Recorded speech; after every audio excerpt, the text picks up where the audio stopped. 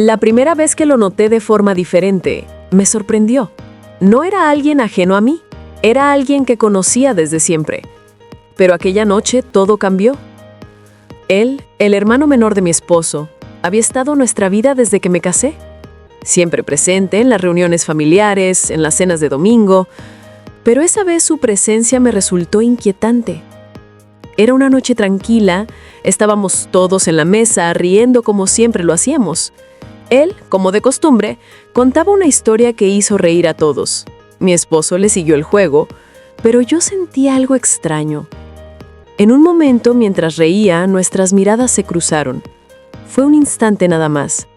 Sin embargo, algo en su forma de mirarme, en cómo sostuvo mi mirada un segundo más de lo habitual, me desestabilizó. Sentí un calor recorrer mi cuerpo. Me incomodé tratando de apartar esa sensación, pero ya estaba ahí, latiendo en el fondo de mi mente. Al día siguiente, no pude dejar de pensar en ello. Intenté racionalizar, decírmelo a mí misma que era una tontería, que no significaba nada. Después de todo, yo tenía un matrimonio feliz, sólido. No había lugar para otra cosa. Pero cada vez que pensaba en esa mirada, en cómo me había hecho sentir, algo se removía dentro de mí. Durante las siguientes semanas traté de evitar estar a solas con él, pero la tensión era palpable cada vez que nos veíamos. Y entonces llegó el día en que todo cambió. Mi esposo estaba de viaje por trabajo, se había ido por unos días y aquella tarde su hermano pasó por casa para dejar unos documentos. No era raro que viniera, pero cuando lo vi cruzar la puerta sentí una punzada en el estómago.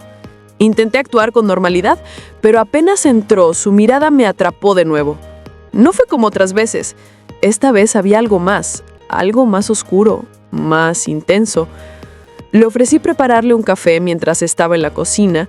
Sentí su presencia acercándose. Sabía que estaba detrás de mí incluso antes de que hablara.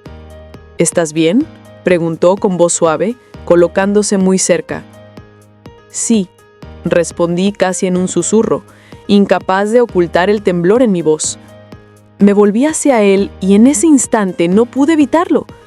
No sé si fue el tiempo que habíamos pasado conteniéndonos, el hecho de que estábamos solos, o simplemente que ambos queríamos dejar de luchar contra lo que habíamos estado sintiendo, pero en ese momento todo cambió. Él se acercó despacio, como si me estuviera dando la oportunidad de detenernos, pero no lo hice. Mi respiración se aceleró mientras sus ojos buscaban los míos, y antes de darme cuenta, sus labios estaban sobre los míos. El beso fue suave al principio, pero pronto se volvió más urgente, más intenso, como si ambos estuviéramos dejando salir todo lo que habíamos reprimido durante tanto tiempo.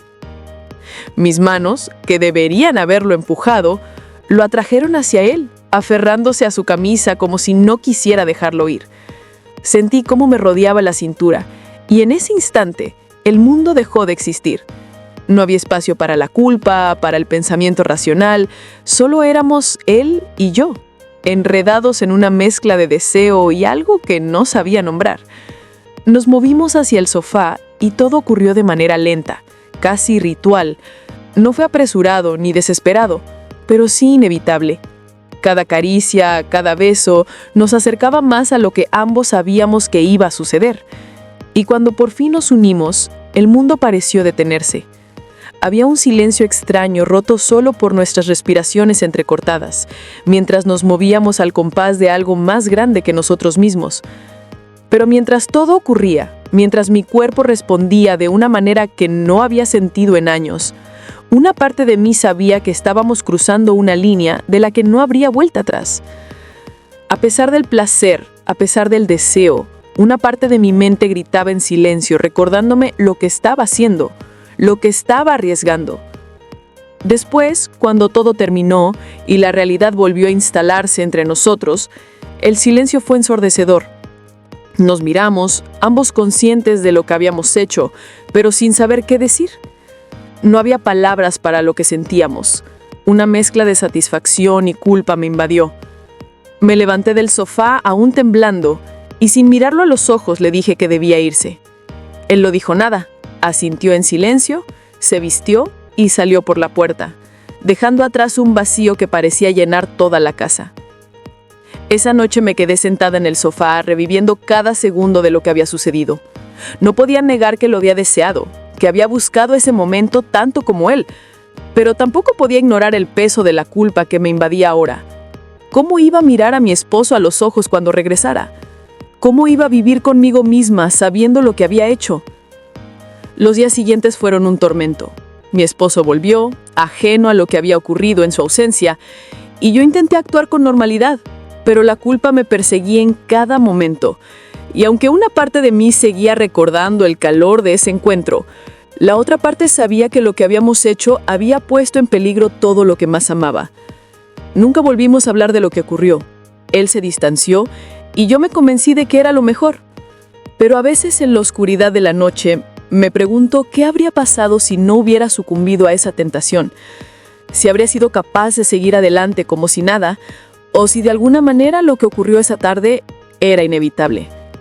Sea como sea, el peso de esa decisión sigue conmigo. Y esa fue mi historia.